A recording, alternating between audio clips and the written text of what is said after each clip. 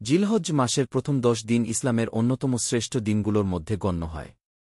এই সময়কালকে মহান আল্লাহ বিশেষ মর্যাদায় ভূষিত করেছেন এবং এই দিনগুলোতে ইবাদতের গুরুত্ব বারবার হাদিসে বর্ণিত হয়েছে। নিচে জিলহজ্জের প্রথম 10 দিনের সিয়াম রোয়া সম্পর্কে বিস্তারিত আলোচনা করা হল।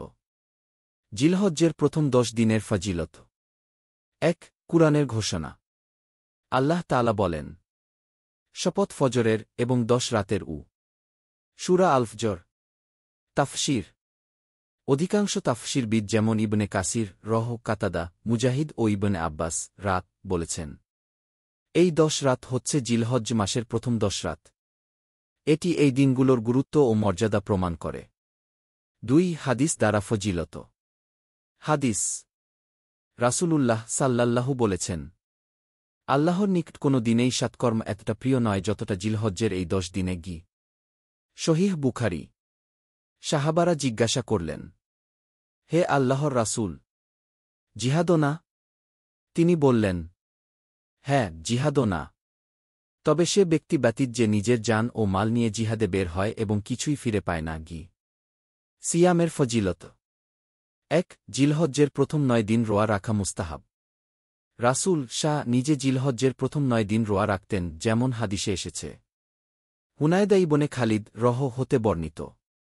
উম্মুল মুমিনিন হাফসা বলেন, রাসূল সাল্লাল্লাহু জিলহজ্জের প্রথম 9 দিন, আশুরার দিন এবং প্রতি মাসের 3 দিন রোয়া রাখতেন। 2. বিশেষ ফজিলতপূর্ণ দিন, আরাফার দিন 9 জিলহজ। হাদিস। রাসূল সাল্লাল্লাহু বলেছেন, আরাফার দিনের রোয়া অতীত 1 বছর এবং আগামী 1 বছরের গুনাহ মাফ করে দেয়। সহিহ মুসলিম। সিয়ামের গুরুত্বের ব্যাখ্যা। এই 10 দিনের মধ্যে হজ সম্পন্ন হয়, কুরবানি হয়, তাই রোয়া একটি বড় আমল যা প্রত্যেকে করতে পারে। যাদের পক্ষে হজবে যাওয়া সম্ভব নয়, তারা এই সময় রোয়া ও অন্যান্য নেক আমলের মাধ্যমে অনেক সওয়াব অর্জন করতে পারেন। জিলহজ্জের প্রথম 10 দিনের সুন্নাত আমল তালিকা। দিন আমল ফজিলত। 1. 9 জিলহজ রোয়া রাখা অত্যন্ত ফজিলতপূর্ণ, আল্লাহর কাছে প্রিয়। 1. 10 জিলহজ অধিক পরিমাণে তাসবিহ, তাহমিদ, তাকবীর, তাহলিল হাদিসে উৎসাহিত। আহমদ। 8 জিলহজ তারইয়া দিবসের রোয়া মুস্তাহাব। 9 জিলহজ আরাফার দিনের রোয়া 2 বছরের গুনাহ মাফ। 10 জিলহজ ঈদের দিন রোয়া হারাম, কুরবানি ও তাকবীর।